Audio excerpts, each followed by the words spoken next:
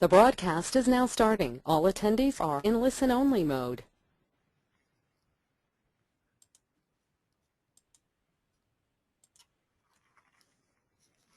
Thank you everyone for joining us for another Learning Lunch hosted by ForMedApproved.com. My name is Brian Johnson. I'm the Senior Director of Online Training and Education with ForMed Training, and I'll be your moderator today. Today's Learning Lunch will cover Healthcare Reform and ICD-10, Converting Anxiety into Revenue. We are joined today by Dr. Eric Beier of MediGain. Dr. Beier has experience in both clinical medicine and the business side of medicine, so he truly brings a broad perspective to our subject today, and we're pleased to share his expertise with you today. Thank you for joining us, Dr. Beier. Thank you, Brian. Before we begin, let me take care of some housekeeping notes. Please note that you can ask questions of our presenter at any time during today's session by entering them into the chat area during the presentation. In the second half of our session, we will address as many questions as time allows. If we do run out of time, answers to all submitted questions will be posted to our website and sent via email link later in the week. Also, please note that all registered attendees of today's session will receive an email with links to both the recorded and PDF versions of the event.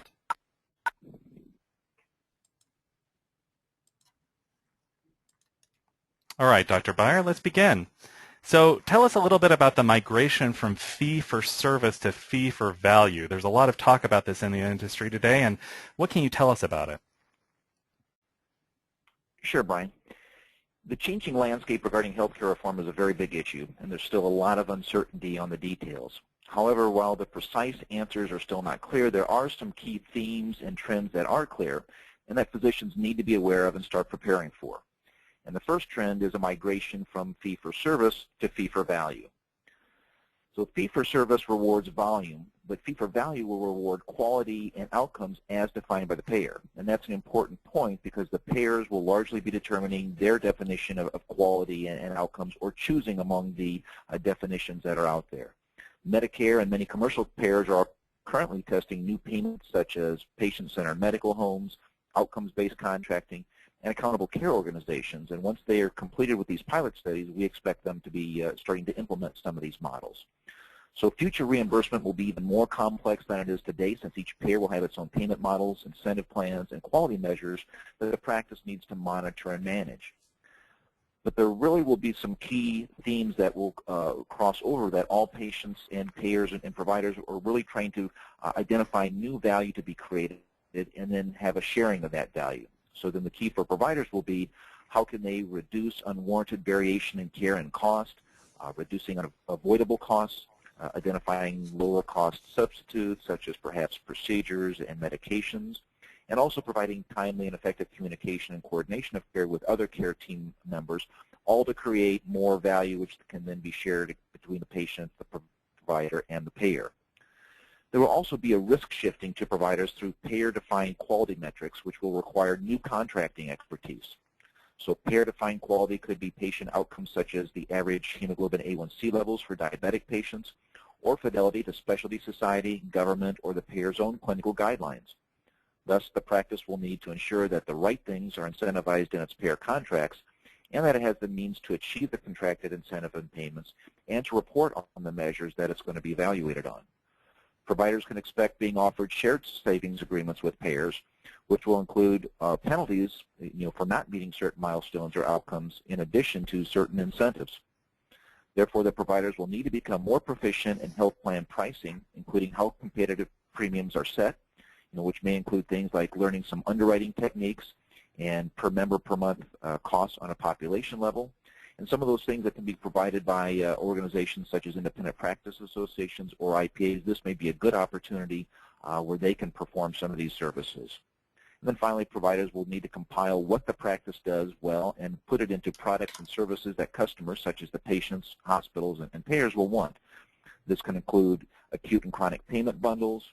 It may include disease management programs or population health management programs, even personalized care plans, as well as care coordinators and health coaches for high-risk patients. Third, the fee-for-service the fee-for-value reimbursement models will also shift from providing payment for sick care to paying to keep patients healthy and managing their illnesses and chronic diseases better. So this will require identifying members of a population with a particular health condition and then providing health interventions where they are the most effective. So the goal will be to provide the right care at the right time and at the right location. So that's quite a shift from the way a lot of medicine is practiced today. What kinds of advanced IT capabilities are going to be necessary to deliver that kind of care? So the foundation for most practices for their information technology is their practice management and electronic medical record software. In the future, it will be essential to utilize a practice management and electronic medical record software systems which optimize workflow and user productivity. So the practice management and electronic medical record software will also need to facilitate reducing physician-to-physician and patient-to-patient variation in care through flowcharts, adherence to clinical guidelines, and by care coordination with other providers. So in other words, clinical decision support tools and capabilities will be important components of both practice management and electronic medical record systems in the future. In addition, practices will need to be able to link clinical performance with financial performance. This will require being able to monitor quality, patient quality measures from various payers and linking these quality measures to contractual incentives offered by the payers. There will also be a need to define what payers and partners, such as hospitals, accountable care organizations, and so forth, want for what they consider value, and create metrics to monitor and report around these value drivers.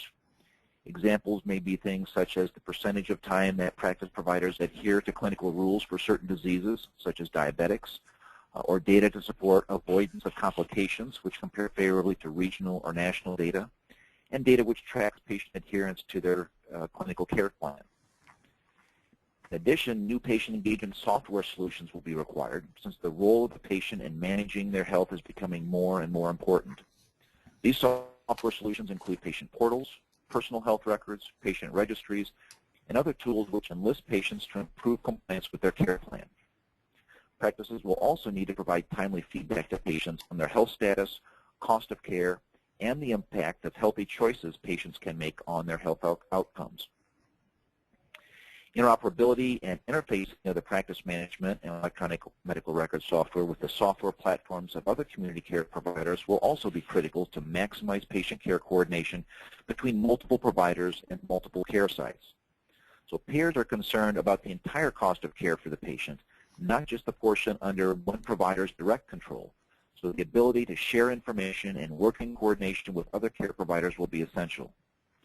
Finally, medical practices also need to ensure that ICD-10 does not negatively impact provider and staff productivity. We'll talk about ICD-10 a little bit further in the presentation, but the key is that providers need to identify what diagnosis decision support tools their current electronic medical record and practice management software contain versus what is going to be needed in the future to maintain good productivity. So how can providers then maximize efficiency in this process?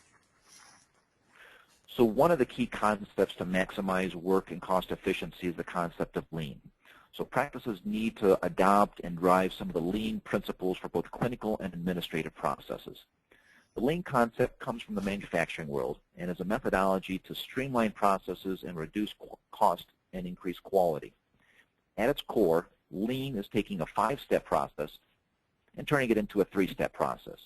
This improves quality by removing 2 steps where an error can occur, but it also improves efficiency and cost by eliminating 2 steps of work. A second cornerstone of lean is identifying and eliminating waste. Waste could be things such as waiting time, duplication of services, and non-value-added activities. So another key component of it the practice needs to address is looking at various processes and try to identify types of waste that could be eliminated or at least reduced. Economies of scale also need to be developed to lower cost per unit of work. And when I say unit of work, that might be per patient or per relative value unit by sharing overhead costs over more units of work. So for example, the cost of a practice manager being spread over 10 physicians rather than 3 physicians, over 10 physicians, there's lower cost per physician than sharing that cost with just 3 physicians. Economies of scope are cost and efficiency advantages that accrue from having specialized expertise or skills for a particular issue. For example, having one person who focuses on payer contract negotiation and payer contract monitoring for multiple physician groups. So in the future, it will be even more important to belong to an organization, such as perhaps an independent practice association or IPA, that enables physicians in their practices to participate in economies of scale and scope. Third, since you tend to get what you incentivize, it will become even more important for compensation systems in medical practices to promote better productivity and desired behaviors from both providers and staff. The activity, behaviors, and results of everyone on the care team must be closely aligned and coordinated and match up what the expectations of the payers are and what they're going to be incentivizing or penalizing practices for. So practices really need to establish a high-performance culture of both providers and staff where excellence is recognized but also rewarded. And so that's where the compensation system becomes an important component of creating the incentives and the rewards to get the culture that the practice needs. Finally, practices should consider strategic outsourcing of non-core activities. Start with asking questions such as, what is the practice good at? What are some of the key strengths of the practice, skills, expertise that the practice has beyond providing clinical services? Once the practice identifies what are some of these core strengths and skills, then it can look at what is it not good at now and what is it unlikely to be good at in the future with some of the requirements that will be needed for success in the future. And which of these potential skill sets and expertises could be outsourced to a vendor that does this type of work or activity as a primary activity and therefore has a higher level of expertise and efficiency. So the key idea here is to focus on what you do best and find partners that can do better than your practice can on certain other activities that the practice is not good at. So what about the development of clinical service lines then? How does that play in? So clinical service lines are generally specialty-specific clinical pathways and care teams. Clinical service lines now are a hot topic with hospitals as they are looking for physician leadership to develop and manage clinical service lines such as oncology, cardiology, gastroenterology, and geriatrics, among others. So clinical service lines help to improve quality and efficiency of care by reducing unexplained variation in patient care and workflow. So the clinical service line tends to bring a focus as well as best practices and specialized services to certain diseases and conditions that promote better care and better outcomes for the patients, and also do it in a more efficient manner. So with clinical service lines and with the healthcare reform initiatives that most payers are undertaking, physicians are going to need to move from an independent expert mindset to a care team-based approach which improves case management and identifies certain diseases and conditions that can benefit from targeted clinical service lines. Another important feature of clinical service lines is patient engagement to promote wellness and preventive care. Studies have shown that patients usually remember very little of what they were told in their physician visits. So clinical service lines facilitate providing patients with clear written follow-up instructions and preventive care instructions which are tailored to their needs at each visit to help the patient participate in managing their care. So the whole point is, how can you have the patient become more engaged in their care and more compliant with the care instructions that the provider is giving to them, as well as the coordination of care with other care providers so that the healthy habits and the preventive measures that need to be taken are in fact undertaken. Another core objective of the clinical service line is management of patient populations to improve optimal outcomes. So patient population management really has a triad of components. The first is analytics capabilities for measuring and reporting performance. A second is care improvement processes and solutions. And the third is the patient engagement strategies. So providers need to incorporate these three components of the triad into the future clinical processes that they deliver to patients. Providers also need to identify and proactively develop care management improvement across the continuum of care, especially for high-risk or very high-risk patients.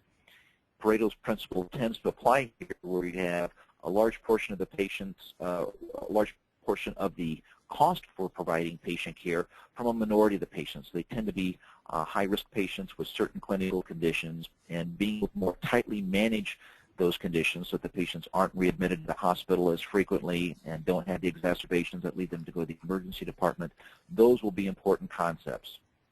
It will also include predictive modeling techniques and software to help determine which patients benefit the most from preventive care and from interventions that, again, help decrease emergency department visits, decrease hospital admissions, and certainly decrease hospital readmissions. So providers will need to have payers share their data on utilization of care by patients, both inside and outside of the provider's direct management control, so that the provider can see where else is obtaining care within the care system. And then finally, care management coordinators for the high-risk patients will be essential to help follow up with these patients and help them comply with their clinical instructions. Finally, providers should seek out opportunities for new services to provide to hospitals, accountable care organizations, and employers. Clinical service lines appropriate to a particular specialty are a great opportunity to engage with a hospital, an ACO, or an employer to develop gain sharing or management service agreements which could provide additional revenue for the physician practice. There are multiple variations of professional service agreements that are available in which physicians provide a set of services to hospitals or to other organizations while continuing to work for their practice rather than as hospital employees. So what about strategic growth plans? Tell us more about that. So strategic growth plans really involve two issues. One is how to accommodate the new demand for medical services with existing resources, and then the second is how to add new resources such as providers to accommodate the increased demand. So let's start with the demand for services. Over 30 million new patients are expected to enter the healthcare system starting in 2014 as a result of the Affordable Care Act. This will create a large influx of new patients with Medicaid and state exchange health plans as the payer. In addition, the influx of aging baby boomers into Medicare and the fact that people are now living longer will increase the number of services required by Medicare patients. Therefore, as a result of the increasing demand for medical services, each practice needs to evaluate what level of new patients the practice can accommodate before it needs to hire more providers or more support staff. Practices also need to redesign clinical and administrative processes to maximize physician productivity and focus on the highest value activities. So the core concept here is how can processes be value engineered. So one of the first key points is maximizing the amount of time each provider and staff member is doing the work that only he or she can do. In general, physicians should not do nurse work, nurses should not do medical assistant work, medical assistants should not do front desk work, and so on. So the goal is for physicians to maximize the amount of time they spend on high-value work such as procedures, new patient visits, and medical decision-making, and the same that their support staff are spending their maximum amount of time on the activities where they can lend the greatest value. So nurses doing procedures that require their skill sets, and same thing with medical assistants and so forth. Recruiting is another important issue. So while the need for healthcare services is increasing, some observers have predicted a shortage of over 100,000 physicians in the next 5 years due to physicians retiring or leaving practice, physicians reducing their workload, and from the care needs for new patients entering the healthcare system. So each practice needs to develop a plan to address their future recruiting needs and identify which of the physicians in the practice or other providers may be retiring or going to a part-time status, and how the practice will accommodate and plan for those retirements so that they can recruit new providers as needed. Finally, physician practices also need to develop a plan for replacing and growing physician and administrative leaders. This will involve current physician leaders starting now to mentor and develop new physician leaders in practice, and the principle also applies to key administrative leadership positions in the practice. The key is to identify some of the newer physicians now and the staff with high potential for leadership and start developing them. This is one of the key areas that I see in a number of practices where I go to, that you have a highly experienced managing partner or perhaps a couple of managing partners, but they're not preparing the next generation of physician leaders for the practice to be successful once those leaders retire or leave the practice. So that's a key point that I would suggest most practices really need to take a look at internally and say, who could be leaving leadership positions that we need to replace, and what type of planning and mentoring and development work can we do now to start replacing those leaders. So how can healthcare providers then plan for success under the new reforms? I would suggest that practices need to ask 4 questions. The first is, where does the practice need to be in 3 years, and how will it get there? So you need to look at your practice, your specialty, and your local healthcare environment, which includes payers, hospitals, other providers, and determine what changes are occurring and what are the threats and opportunities for your practice from these changes. I would suggest to do a classical what's called a SWOT analysis, SWOT, which stands for strengths, weaknesses, opportunities, and threats, to identify the top priority opportunities and risks that need to be addressed with a strategic plan. And when I say a strategic plan, it's not a large 30, 40, 50-page document that sits on a shelf. It's really a concise bullet point plan that really identifies what are the key risks that the practice needs to plan to mitigate, as well as what are the key opportunities that it wants to take advantage of so that it can plan accordingly. Secondly, practices need to identify what are their current core competencies and how do these match with the core competencies the practice will need in the future. It's good to do a gap analysis to identify what are the gaps between where the practice is now in terms of skills, expertise, and capabilities in the practice and where it needs to be in the future. So this could be on issues like clinical care pathways. It could be things like billing, that perhaps if the office is doing billing internally, and it could be as well as other things that some of the payer contracting issues that will become more important in the future and how to address that. Third, current IT versus IT required in the future. If the practice is not on an electronic medical record currently, what are the key decision criteria for when the practice plans to start moving and using an electronic medical record? Currently there aren't significant penalties in place, but I expect these will start occurring in the future beyond not achieving meaningful use incentives. But as payers depend more and more on data, if a practice is not on an electronic medical record, that's going to be a very significant impediment to achieving successful revenue in the future. If the practice is currently on a legacy practice management or electronic medical record system, does that system and vendor have what is needed to succeed in the future? So this is where it's very important for practices to talk closely with their IT vendor for their EMR system and understand what is the vendor's roadmap for future development, and will that roadmap meet the needs that the practice and the specialty has.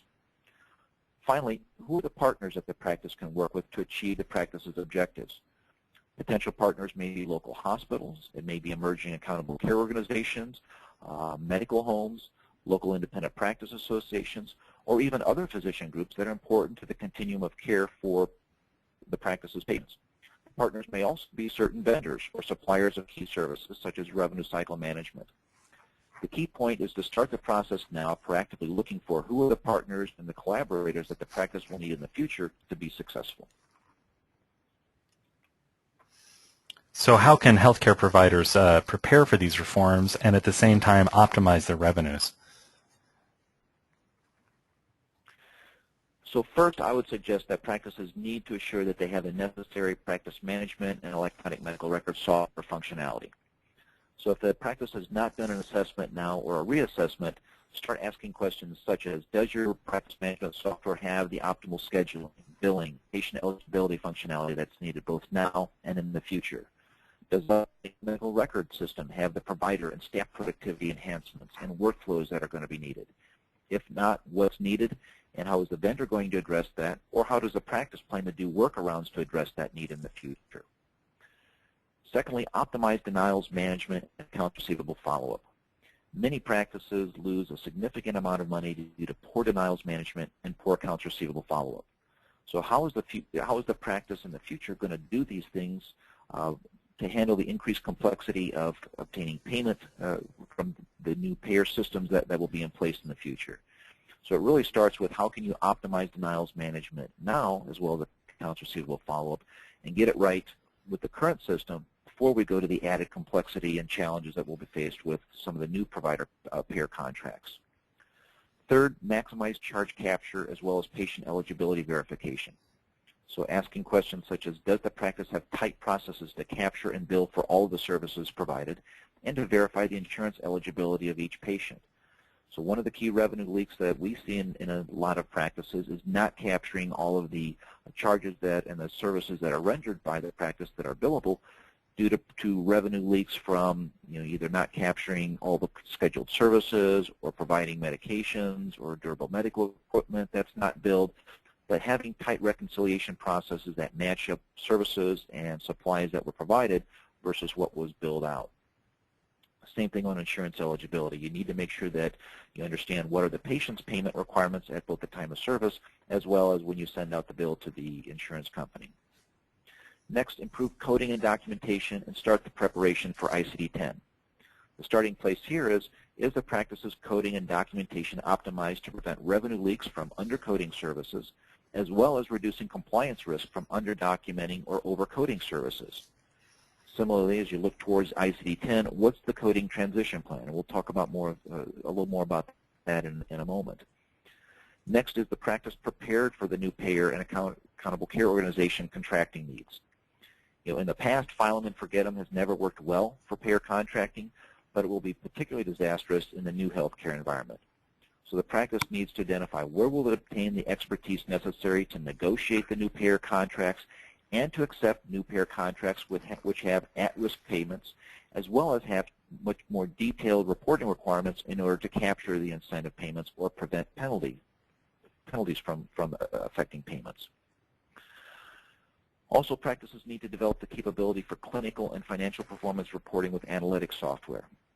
I can't emphasize enough the rapidly growing need for robust clinical and financial reporting and analysis capabilities. Practices must be able to report their data and also make meaning out of the data. And then finally, improve process efficiency and lower costs. Clinical administrative processes must continually be improved to raise both physician and staff productivity, eliminate waste, and drive out costs both for the practice as well as for the healthcare system in general. So the key point here is really there needs to be a continuous improvement mindset as well as culture in the practice and processes that are set up to facilitate that continuous improvement in both process efficiency and lowering costs. What are other steps providers should take to get ready? So a key starting place is identifying and automating key activities such as eligibility verification and charge capture. So automated eligibility verification is essential to maximize the time of service collections and to ensure accurate billing. The goal is to ensure that all patient billing and demographic information is updated each time at the time of service and that all time of service payments are collected in an optimal manner. Charge capture is also a key opportunity for automation to both reduce data entry errors and to decrease the work for administrative staff. Opportunities here could be things such as mobile applications, which can do charge capture for inpatient services, as well as electronic medical record charge capture and charge push into the practice management software. As I mentioned earlier, practices also need to ensure that they maintain adequate charge reconciliation processes to ensure that the charges for every billable service is captured. And this is particularly important with electronic medical record systems, since different EMR softwares have different processes for capturing charges. Some do it with an order entry, some do it with more of a super bill type of a process. But you want to make sure that all providers are on the same page and using the functionality of the software to capture all of the services that they provide and all the charges that they provide. And ideally that there are some reconciliation processes within the practice to make sure that any gaps or any holes are identified and those charges are then captured. A second important point is participating in the PQRS incentives and using claim-based reporting. So in addition to obtaining the 0.5% payment increase from Medicare for 2013, practices need to avoid the 1.5% payment cut in 2015, which grows to 2% in 2016, that occur if they don't comply with PQRS. And it's important to note that that 1.5% payment cut in 2015 is based on 2013 PQRS data. Dr. Beier, claim-based reporting, which is I'm sorry, I hate to interrupt. Just in case any of our audience are not as familiar with PQRS as they maybe should be, could you just tell us what that stands for and just a little bit about what's involved? Sure. PQRS is the Physician Quality Reporting System. Previously it was known as PQRI, and essentially what this is a system from Medicare and also with Medicare, where each specialty has various reporting tasks that it needs to do in order to capture a payment incentive from Medicare. So as I mentioned, currently that's 0.5% for the Medicare allowable amounts for 2013, but Medicare is going to be shifting that to a penalty starting in 2015. So the reason why that's important is not only do practices avoid the penalty loss in 2015 and gain that small additional payment incentive this year, but this is also really a first step in going towards a quality reporting future where most payers are going to have various types of quality reporting. So really it's taking a baby step in that direction of doing quality reporting. And we recommend the claim-based reporting just because this is done with billing each claim and avoids the work and additional cost of a registry. Third, practices need to prepare to be audited and to do self-audits of coding to identify revenue leaks as well as compliance risk. Recently I read an article that noted the federal government makes about $7 for each $1 it devotes to what it terms fraud and abuse oversight and investigations. So from the federal government standpoint, fraud and abuse oversight and audits are a good money-making activity. So I think we can expect to see more audits in the future.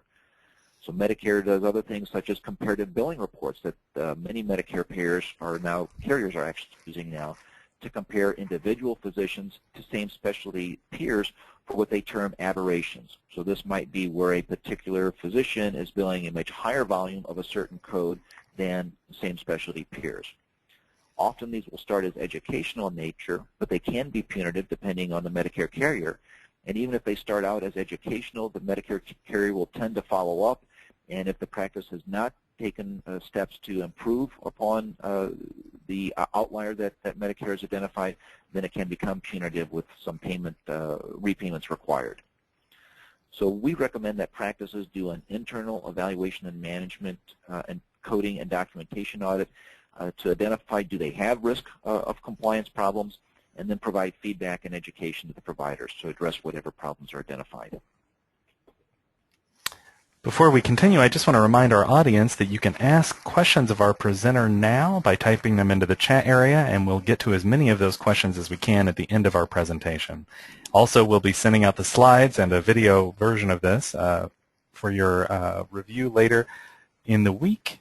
And let's continue. What do providers need to know about ICD-10? So we've touched on ICD-10 just a little bit, but I know there's a lot of interest and concern about the coming coding change. Tell us more about it. Right. So ICD-10 is basically a transition to a new diagnosis system. So what is called ICD-9 now, where diagnoses are assigned with numeric codes, will be changed to an alphanumeric system, which is ICD-10. And one of the most important points is that it's going to be much more detailed. So there's going to be an almost 10-fold increase in the number of diagnosis codes that providers and their staffs must navigate with ICD-10 than are available with ICD-9. So this has the potential to significantly complicate both diagnosis selection as well as the processes for billing, as well as what providers need to go through in order to care for patients and still maintain their productivity. Another key component is that unspecified diagnoses go away. So the new diagnoses under ICD-10 will be much more specific, and anything that is unspecified will not be accepted. The problem with this is that unspecified diagnosis codes, things such as abdominal pain, chest pain, shortness of breath, are some of the most commonly used diagnosis codes by providers today. So changing to unspecified codes is going to be a significant transition change, and providers need to identify for their most common unspecified codes how is that going to transition to what will in the future be billable codes, since these unspecified codes will no longer be recognized and will no longer be paid. Finally, practices also need a plan for training and process reengineering, both for the providers and for the billing staff, and ensure that certified coders become recertified in ICD-10. So if the practice does have certified coders in the practice, they're going to need to become recertified either through the American Academy of Professional Coders or the American Health Information Management Association to maintain their certification under ICD-10. The next important component of ICD-10 that I've touched on is that there's going to be a significant increase in billing workload. So the increased complexity and work to find the correct diagnosis codes with ICD-10, both for providers and for coding staff, is going to be significant. I've seen some things that suggest that for coders, they could lose about 50% of their productivity, at least during the first 6 months of the transition to ICD-10, because of the increased work and the complexity of identifying the correct diagnosis codes that they need.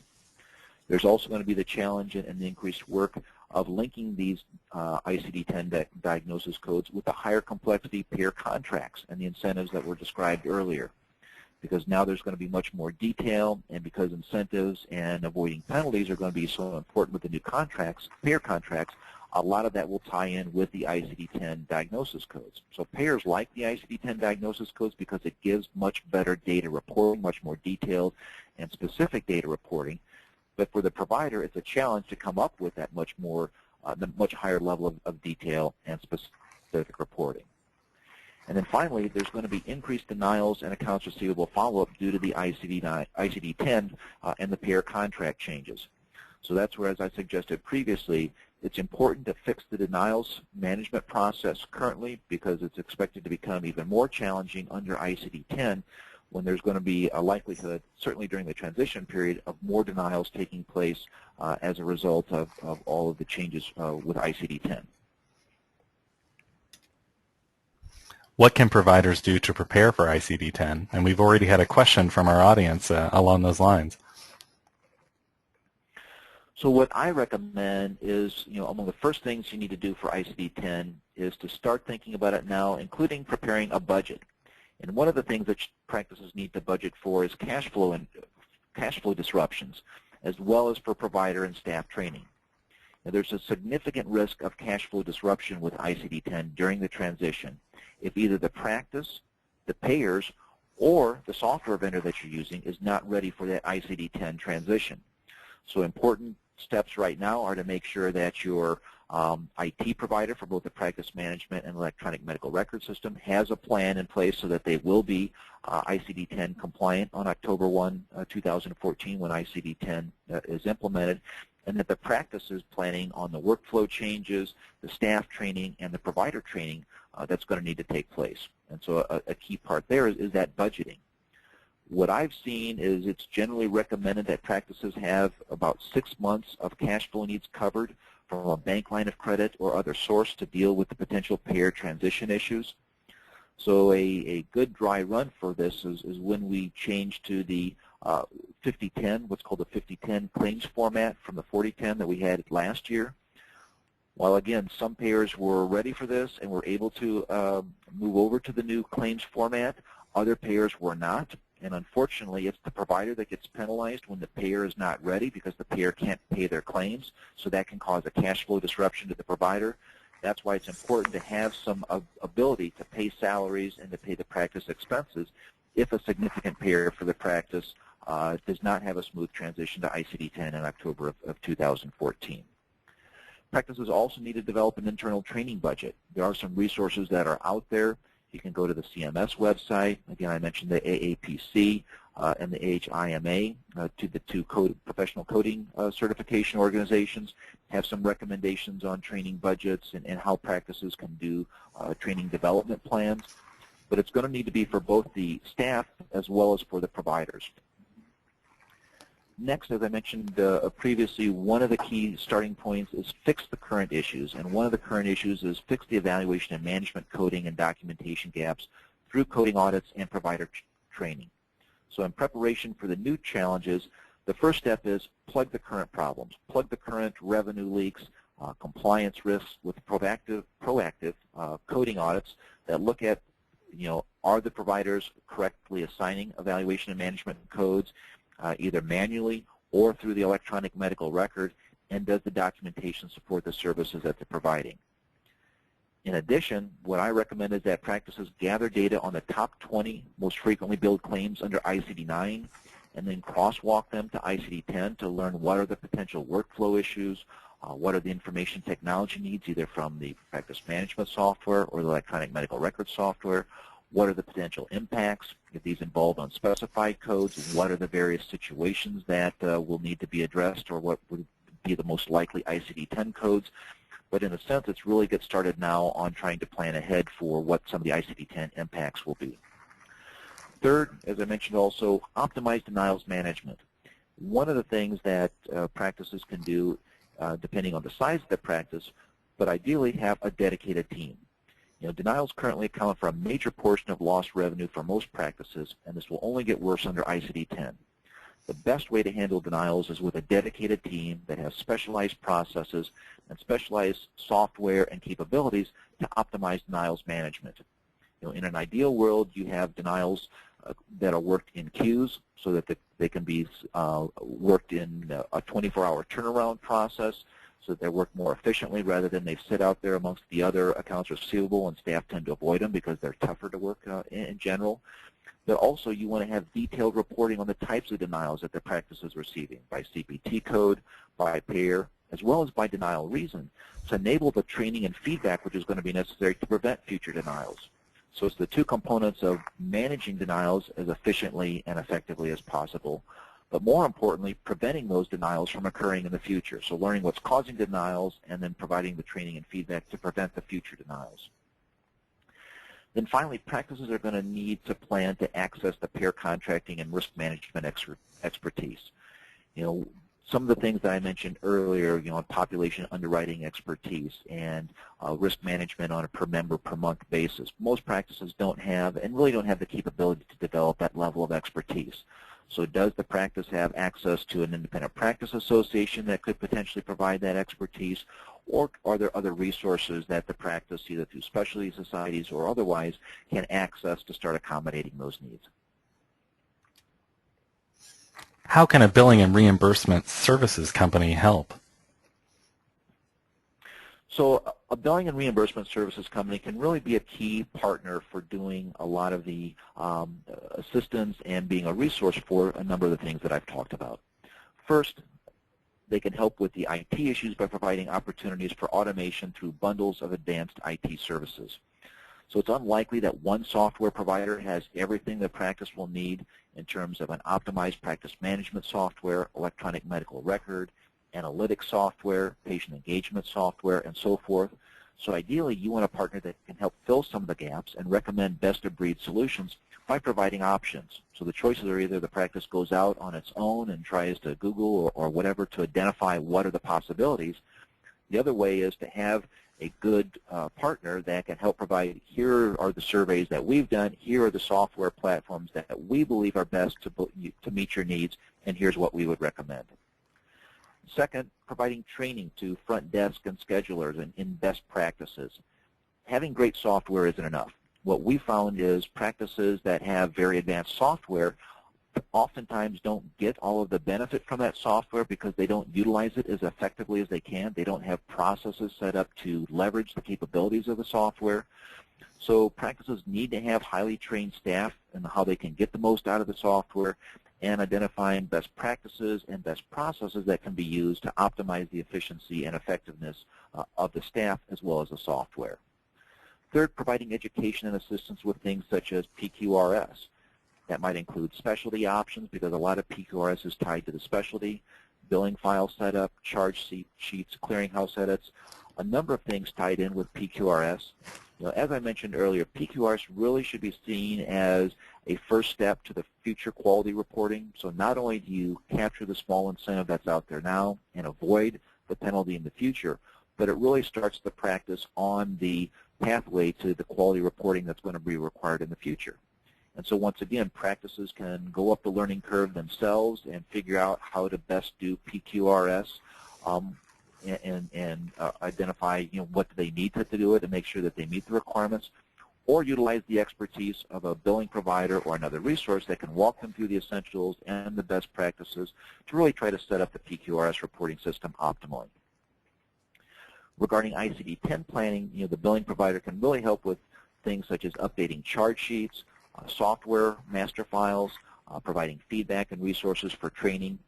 Because a good billing provider will have a significant impact from ICD-10, the good billing providers are taking proactive steps today to develop what are the best practices and processes and software capabilities that will be needed in the future.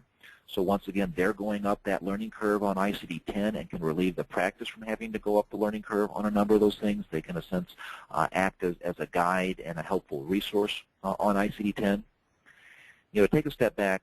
At the end of the day, I think a good billing and reimbursement services company should be an important resource and partner that the practice can look to offload some of the core work such as billing, working with working with payers on the new contracting requirement, and other administrative activities so that the practice can really focus its best efforts and time and resources on the clinical issues and improving the clinical care that's going to be required in the future. All right, well, we have some time left for questions, so I want to encourage our audience to go ahead and ask questions of our expert. That was a very informative session, and I certainly learned a lot. I'm sure our audience did as well. So let's begin with our first question, Dr. Beier. This is kind of an impertinent one, but I'm sure it's one that many people have thought of. Why is the industry switching to ICD-10? What's the rationale behind switching? So I think two things. If we look at the rest of the world, we're behind in that Europe and Canada and a number of other countries are already on ICD-10. So we're an outlier really in not being on ICD-10 when it comes to healthcare systems. Secondly, it's really, I think, the government that's driving this. And the government wants it because of the data reporting capabilities. So when we talk about moving to population management and clinical pathways and incentivizing care and providing penalties and so forth, you really need good data to do that. So that's why I believe the government has incentivized electronic medical records through the HITECH Act, where they provide payments for meaningful use. But then also they're going to need the data reporting capabilities that come from ICD-10. So it really comes down to having the data to make, to do the data analysis to determine what they want to pay for and incentivize and disincentivize, as well as being able to have good data on clinical outcomes and what's working, what's not working, so that they can identify best practices and how to optimize, patient health. All right, so here's another question. For smaller practices, how can they make some of these basic switches over to more value-based medicine? So really, I think it's going to be important on the partnering side there. So it is going to be a significant challenge for smaller practices to do these things on their own. So I really think it's going to be vital for small practices to identify who are potential partners. I would start by looking, are there independent practice associations, IPAs, in the area that the small practice can become a part of? Secondly, other small practices, are there areas where they could collaborate together or work together on certain things? Third, hospitals. Depending on the hospitals in your location, some hospitals don't require physicians to become employees, and they're willing to share electronic medical records or other software or the accountable care organization. So a lot of it depends on the local area, but it's really going to come down to identifying who are the key partners and collaborators that the practice can work with to fill in those gaps. And so that's why, as I mentioned earlier, I think you need to start with the gap analysis, identify what are the capabilities that the practice doesn't have and it's going to need to have, and then who are the partners and the resources that the practice can work with in the future to start filling those gaps. Well, I'd like to ask a follow-up on that. What about for areas, for practices that are in more remote areas? Can some of this be done remotely, or are the same sorts of services available to, say, critical access hospitals or practices in rural areas? So that's a good question. I think some of it, they are available to the hospital. So I think, a starting place is the local hospital. And so even the critical access hospitals tend to have more resources than the smaller rural practices do. So working and collaborating with the rural hospital, I think, is important. Secondly, I think looking at the specialty society. So, various specialty societies may have some opportunities or may have some resources that rural practices can use. And then third, I think a lot of it's going to depend on being proactive and doing some specific searches for specific needs, either with payers in the area, state initiatives, beyond the specialty, but really trying to be proactive and identify what are some of the things or what are some of the information technology. And so that's where I suggest that working with like a billing provider or other resources can help connect practices with information technology and some of the other resources that are out there, so that the practice doesn't need to do that searching on their own. But if that's not a choice the practice wants to make, then I think they are going to need to be proactive and really get out there and see what types of information technology solutions are available that might be able to be done on a more remote basis. For practices that are not really doing analytics at this point, where should they start? So you really need to start with your practice management vendor, so that the practice management software vendor. What capabilities do they have, and understand what is their roadmap. What are they planning to incorporate into their software in the future? When will that become available? So that you don't want to duplicate what they're doing, and if assuming that they're covering your needs, but also identify if they don't have the solutions that you're going to need. Is that enough of a catalyst to say you really need to change to a different software platform that has the embedded analytic capabilities that you're going to need in the future? Secondly, there are a number of different bolt-on softwares that are out there. So if you start doing some searches on things like, I don't know specifically, but analytics or healthcare analytics, some names will come up. So you probably just need to do some Google searches and exploring. There are different systems that are out there that practices can look at and try out and test to say, would that meet the needs? Is that a bolt-on software that would be able to interface with my practice management software and separately provide the analytics data and reporting that I'm going to need in the future? Tell us more about practices providing services to hospitals without becoming direct employees. So this gets into different types of professional service agreements. So as I mentioned earlier, these can take a number of different forms. But so going back to the idea of a clinical service line, and let's just take a specific specialty. So perhaps a gastroenterology practice may offer to run a clinical service line in gastroenterology for the hospital. And so that might include certain things, perhaps a colon cancer screening program. It might include a hepatitis program. But really it's trying to bring best practices, develop the clinical pathways, and develop the follow-up and the care management for that population that would be covered. And then the expectation would be for that management service, the practice would receive a separate stipend for that. There are also different models where the hospital could take over. The physicians would be employed by the practice still, but the physicians would be the only employees of the practice. And then the hospital would take over all the administrative responsible to them, but still pay the physicians a negotiated fee. But the physicians could have their own benefit plan, they would still maintain autonomy, and so forth. So there's a lot of variety that's out there. A lot of it really comes down to what are the needs of the local hospitals that the practice works with. But my suggestion, again, is be proactive. Go to your hospital administrators, and explore what are some of the types of professional service arrangements that the hospital would be interested in, be it clinical service lines, be it how do we work together to try to prevent readmissions of patients, or if they're doing an accountable care organization, how can your physician or your providers in your practice be an instrumental component of trying to provide best practices and care models that help save the hospital and the system money, but then also provide a new revenue opportunity for the practice. I'd like to ask a little bit more about clinical service lines.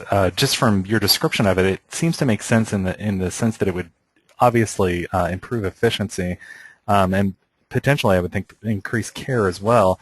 Is this something that smaller practices can implement as well? I mean, what are the opportunities for them to at least have similar strategies about managing care?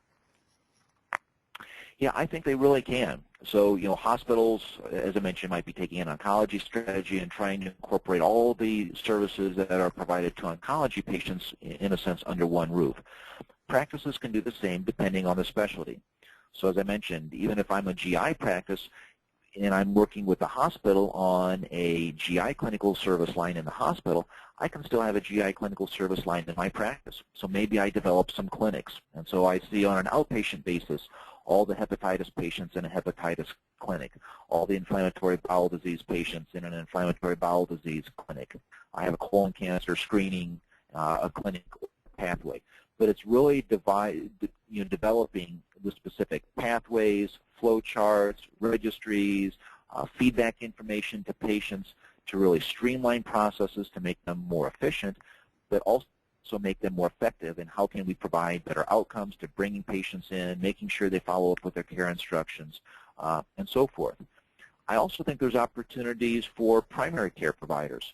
So, when we talk about things like patient-centered medical homes, that's a concept that really seems to be gaining traction. I saw something the other day that United Healthcare said they're getting a 2-to-1 return on investment with their patient-centered medical home models. So primary care practices developing that patient-centered medical home, either individually or perhaps collaboratively, several practices depending on the size of the practice, or even developing perhaps certain service lines. So the practice may say, I have a fair number of diabetic patients in the practice. Perhaps you create a diabetic clinic. So I see all the diabetic patients, every other Friday. Or I have a nurse practitioner that works for me that sees the diabetic patients, and then I see them every other visit or so forth. But really trying to look at your patient population and say, how can we identify those patients that are at the highest risk for complications, hospital admissions, and various problems, and try to develop a pathway that benefits them to receive more coordinated care and more targeted care to help keep them healthy, rather than continually dealing with new episodes of call it sickness or being unwell. Maybe you could tell us a little bit more about the revenue potential of this shift that's going on in healthcare, because I think a lot of people see this as an intimidating transformation. There's obviously a lot of elements involved in it, but how is there an opportunity in it as well, beyond the fact that, people have to adapt to the change one way or another? What's the upside to all of this? So the challenge really is, I think everybody recognizes that reimbursement in general is going down and not up. So the two key components there are for the practice to be able to capture as much available revenue as possible to still maintain the top line, so the revenue line of the practice. But secondly, and a critical driver that I touched on in this discussion, is improving costs and cost efficiency within the practice. To maintain the profitability margin of the practice, the take-home pay for the physician, it's really going to be more and more critical to drive cost out, and that's becoming more efficient. It's not about working harder. It's about the old working smarter. How can you streamline processes? Like I said, take that 5-step process, turn it into a 3-step process. Where is waste occurring in the patient care flow in the practice, and where the physician spends his or her time? But really trying to identify, how can we streamline things? How can we make the practice as efficient as possible, drive cost out of the practice, so that more of the revenue that we still receive becomes profit rather than going out the door as expense.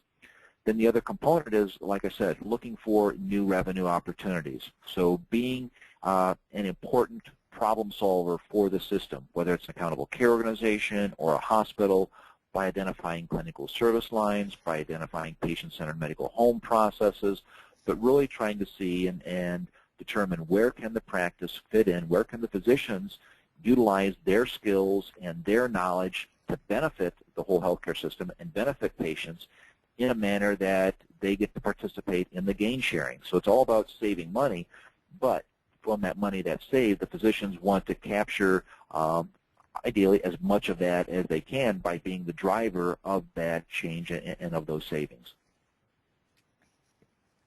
Well, I'm afraid we've run out of time for today's Learning Lunch.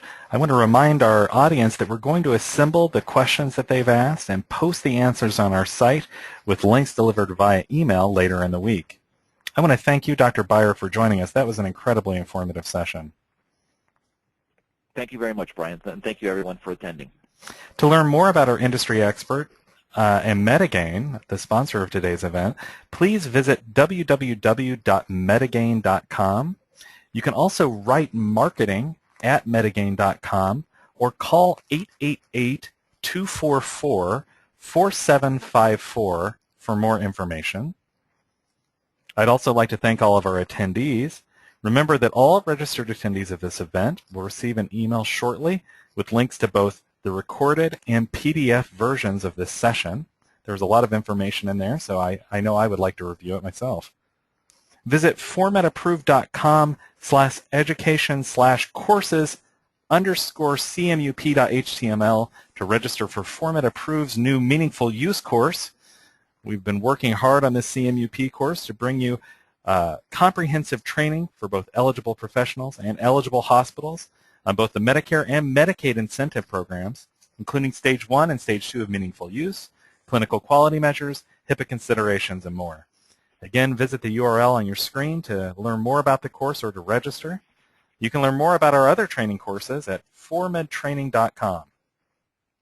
Visit formedapproved.com to learn more about our upcoming learning lunches. The Learning Lunch button will take you to our entire slate of upcoming webinars. Our next Learning Lunch will air next week, June 18th, and we'll cover the subject of when to upgrade successfully from old EHR solutions to new. You can register by clicking on that button and register for any of the upcoming Learning Lunches. Keep an eye on your email box on our homepage for other upcoming topics, and thank you again for joining us today.